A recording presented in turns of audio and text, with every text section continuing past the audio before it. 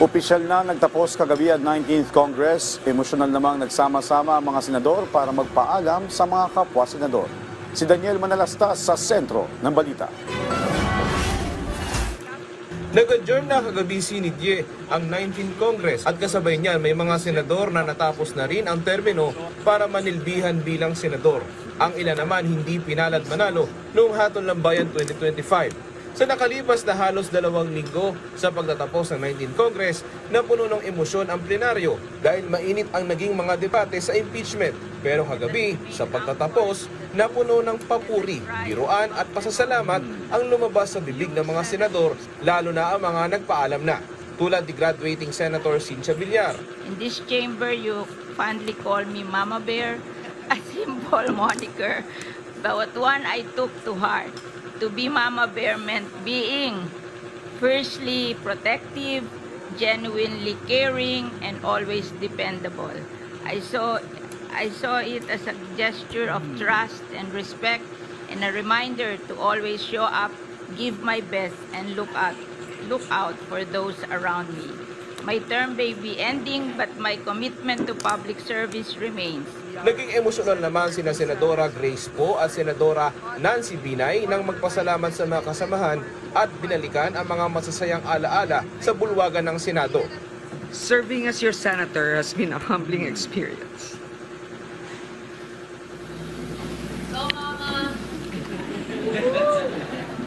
Uwi na ako para sa pinakamahal kong papel, ang maging ina at asawa.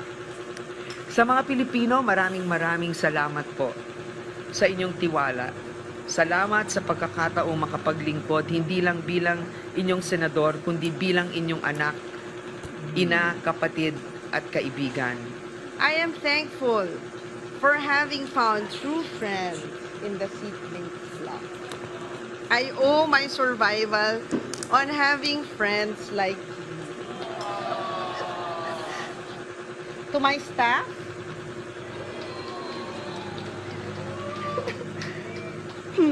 who have kept me company on this journey like a family. We have gone through the ups and downs and sideward lurches of work amid ever-changing times. I came here with good intentions, armed with a notion of how to apply the teachings of my father, a lifelong public servant. Ang kilalang mahusay naman sa pagdedebate at pagbusisi ng mga panukalang batas, resolusyon at mga panukala na si Senate Minority Leader Coco Pimentel pinalakpakan sa plenaryo ng mag-valedictory speech. Our Minority Leader, ang kokote ng Senado, Senator Aquilino Coco Pimentel III. Our distinguished Minority Floor Leader, Senator Coco Pimentel, is recognized. At sa kanyang talumpati, ang kilalang kritikal at madalas ay seryoso, may kitaan din naman pala ng mga pagbibiro. But I am grateful that what began as an electoral protest has since grown into a relationship marked by mutual respect, collaboration, and even friendship. A reminder,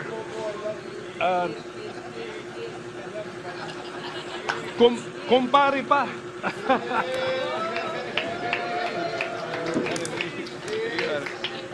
So a reminder that in the end, we are all here to serve the Filipino people. Ito si Sila Bato, si Bongo, si Robin. May kaso pa nga kami. We are fighting over a political party. And because of that, I have been forced to look for another political party. So party mates ko na, Tita Cynthia, Jaime Marcos, Mark Villar, Pia Cayetano. So I really have, I believe I have personal relationships with all of you. Salamat for debating with me. I learned a lot from using my kokote. Kung meron pong nasaktan sa aking mga kilos, nasabi, actions, or na-file, I beg for your understanding. And I pray that with the passage of time, you will find it in your heart to forgive me. Binalikan naman ni Senador Bong Revilla ang mga mapapait na sinapit ng kanyang karera pero iginiit na tumindig para sa taong bayan. With one hand on my chest, I can confidently say that we gave them nothing less than our all. Hindi para sa papuri o pagkilala, ngunit bilang pagtupad sa sagradong tungkulin ng ating sinumpaan sa ngalan ng serbisyo publiko. Hindi na nakapagbigay ng valedictory speech si Senate Majority Leader Francis Tolentino pero pinaabot ni Senador J.V. Ejercito ang kanyang mensahe ng pasasalamat. Bago naman mag-adjourn ng sesyon, niratipikahan din ng Senado ang committee report ng panukalang i-reset ang barangay at SK elections. Daniel Manalastas para sa Pambansang TV sa Bagong Pilipinas.